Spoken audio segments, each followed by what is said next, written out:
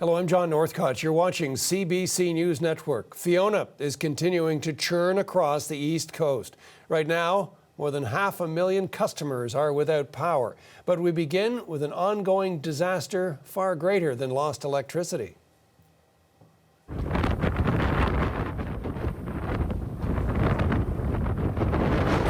This is Port Basques on Newfoundland's west coast. The community has declared a state of emergency, and there are reports that multiple homes have been dragged out to sea by the storm. Buildings literally torn from the shoreline. Others seen teetering on the edge. For the latest, we're joined by CBC meteorologist Ashley Brauweiler, who is in Port Basques. Ashley, thanks for joining us again. What can you tell us about the current conditions where you are? Even since last time we talked, things have gotten significantly worse as far as those winds go. Last time I checked, still gusting 120, but I can tell you they are much stronger than that.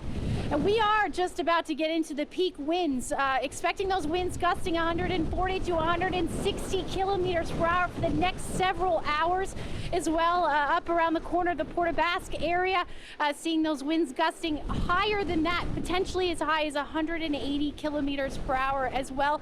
We did see high tide peak around about a half an hour ago now, still seeing high water levels around Port Basques. As you mentioned, multiple homes being swept out to sea. In fact, I was talking to a couple of people earlier, and one of the people here at the hotel, just sitting here, was saying that, she's lived here all her life and she has never seen devastation like this. In view of this, Ashley, what are we hearing from officials in the town?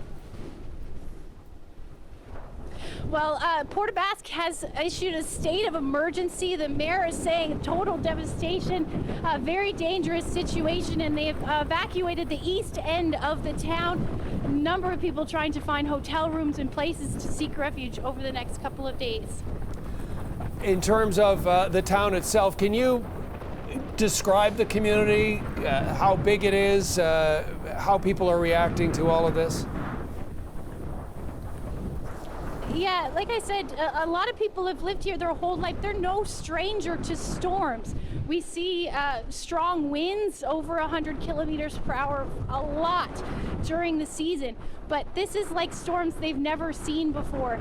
A storm they've never seen before, surge they've never seen before. And, they were talking about, we've been warning, I guess, over the last couple of days of the potential for the strong winds as well as the surge. And some people did heed those warnings for sure. They evacuated last night, but this morning really starting to see that happen.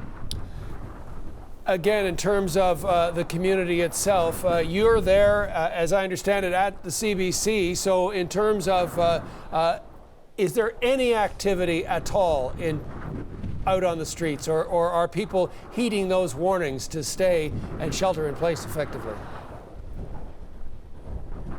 I mean, earlier today, we were out just to see. We did not go far, but there were so many people out, and I just kept saying, please just go shelter. It's not safe to be out for sure. A number of first out on the road as well. We're seeing fire trucks fly by as well as RCMP and all of that. So definitely, people should just stay home. It doesn't make sense to be out. Just stay as safe as you possibly can. We are in the thick of it now and will be so for the next several hours. And as you say, with people out on the roads, if they get into trouble, then that can present a real danger for rescue workers and authorities. Absolutely. There are power lines down. It's very dangerous. I mean, the roads are not that big here, right? If you stop in the middle of the road, there's no way to get around. There's a lot of water on the roads as well in low-lying areas, so even being able to get from one side of town to the next, excuse me, and there's one of the big gusts, but getting from one side of the town to the next is very dangerous, so it's just best to just hunker down and stay in a safe place.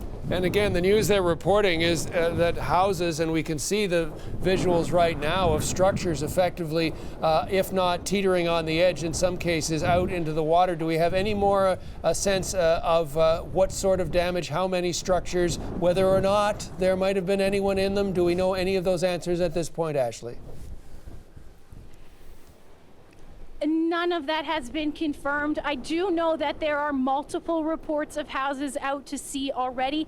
But it's not safe to go out. So the authorities are out there now and they will confirm multiple reports of houses out to sea.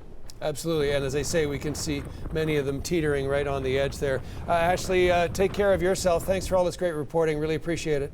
CBC meteorologist Ashley Browire in the Port of Basques. Of course, thank you. Newfoundland.